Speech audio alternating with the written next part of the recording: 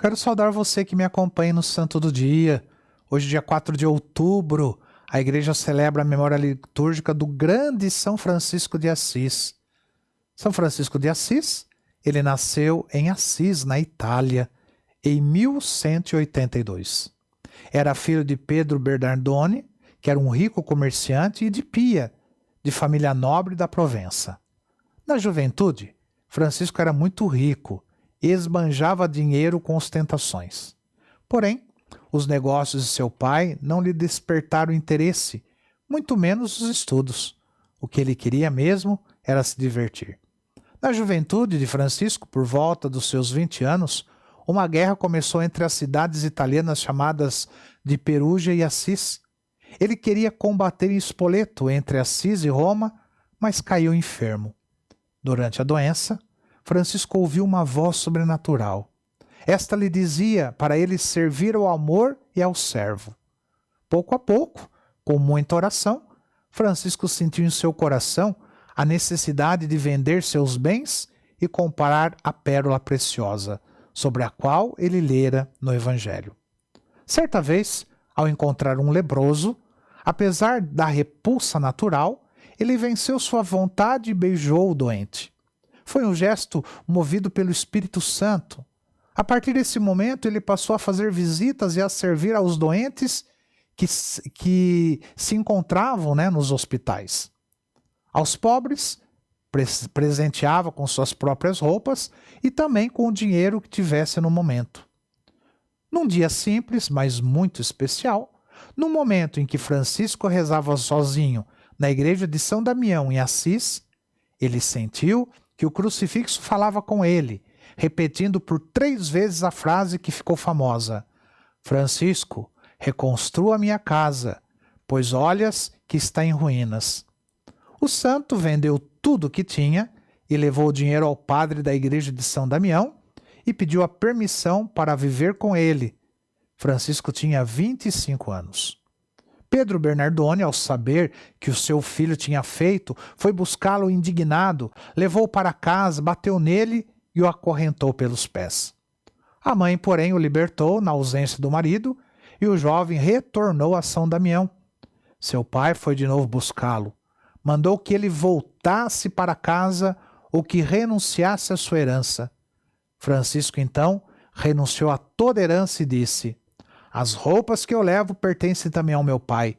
Tenho que devolvê-las. Em seguida, ele se desnudou e entregou suas roupas ao seu pai, dizendo-lhe: até agora, tu tens sido meu pai na terra, mas agora poderei dizer: Pai nosso que estais no céu. Para reparar a igreja de São Damião, Francisco pediu esmola em Assis. Terminado esse trabalho, começou a reforma da igreja de São Pedro. Depois ele retirou-se para morar numa capela com o nome de Porciúncula. Ela fazia parte da abadia de Monte Subásio, cuidada pelos beneditinos. Ali, o céu lhe mostrou o que realmente esperava dele. O trecho do Evangelho da missa daquele dia dizia: ide a pregar, dizendo: o reino de Deus tinha chegado. Dai gratuitamente o que haveis recebido gratuitamente. Não possuas ouro, nem 2 túnicas, nem sandálias. A essas palavras, Francisco tirou suas sandálias, seu cinturão e ficou somente com a túnica. Francisco começou a anunciar a verdade no ardor do Espírito de Cristo. Convidou outros a se associarem a ele na busca da perfeita santidade, insistindo para que levasse uma vida de penitência. Alguns começaram a praticar a penitência e em seguida se associaram a ele, partilhando a mesma vida. O humilde São Francisco de Assis decidiu que eles se chamariam frades menores. Surgiram assim os primeiros 12 discípulos, que, segundo registram alguns documentos, foram homens de tão grande santidade que desde os apóstolos até hoje não viu o mundo homens tão maravilhosos e santos. Os novos apóstolos reuniram-se em torno da pequena igreja da Porciúncula, ou Santa Maria dos Anjos, que passou a ser o berço da ordem. Em 1210, quando o grupo contava com 12 membros, São Francisco de Assis redigiu uma regra pequena e informal. Esta regra era, na sua maioria, os conselhos de Jesus, para que possamos alcançar a perfeição. Com ela foram a Roma apresentá-la ao sumo pontífice. Lá, porém, relutavam em aprovar a nova comunidade. Eles achavam que o ideal de Francisco era muito rígido a respeito da pobreza. Por fim, porém, um cardeal afirmou: não podemos proibir que vivam como Cristo mandou no Evangelho. Receberam a aprovação e voltaram a Assis, vivendo na pobreza em oração, em santa alegria e grande fraternidade junto à igreja da Porciúncula. Mais tarde, o Papa Inocêncio III mandou chamar São Francisco de Assis e aprovou a regra verbalmente. São Francisco de Assis manifestava seu amor a Deus por uma alegria imensa que se expressava muitas vezes em cânticos ardorosos. A quem ele perguntava qual a razão de tal alegria, ele respondia que ela deriva da pureza do coração e da constância na oração. A santidade de São Francisco de Assis lhe angariou muitos discípulos e atraiu também uma jovem, que era filha de um conde, Santa Clara, de 17 anos. Desde o momento em que ouviu-a pregar, compreendeu que a vida que ela indicava era a que Deus, aquela vida que São Francisco indicava, era a que Deus queria para ela. E Francisco tornou-se seu guia e pai espiritual. Nascia assim a ordem segunda dos franciscanos, as das Clarissas. Certa vez, São Francisco sentiu-se fortemente tentado pela impureza. Deitou-se em roupas, tirou toda a sua roupa, e deitou sobre a neve.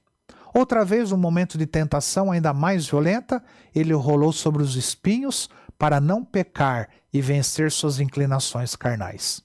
Considerando-se indigno do sacerdócio, São Francisco de Assis apenas chegou a receber o diaconato. A proximidade de Francisco com a natureza sempre foi a faceta mais conhecida desse santo. Seu amor universalista abrangia toda a criação e simbolizava um retorno a um estado de inocência como Adão e Eva no Jardim do Éden. 2 anos antes de sua morte, tendo Francisco ido ao Monte Alverne, em companhia de alguns dos seus frades mais íntimos, pôs-se em oração fervorosa e foi objeto de uma graça insigne.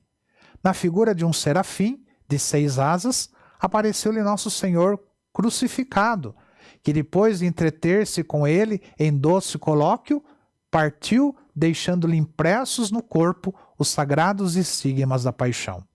Assim, esse discípulo de Cristo, que tanto desejara assemelhar-se a ele, obteve mais esse traço de similitude com o Divino Salvador.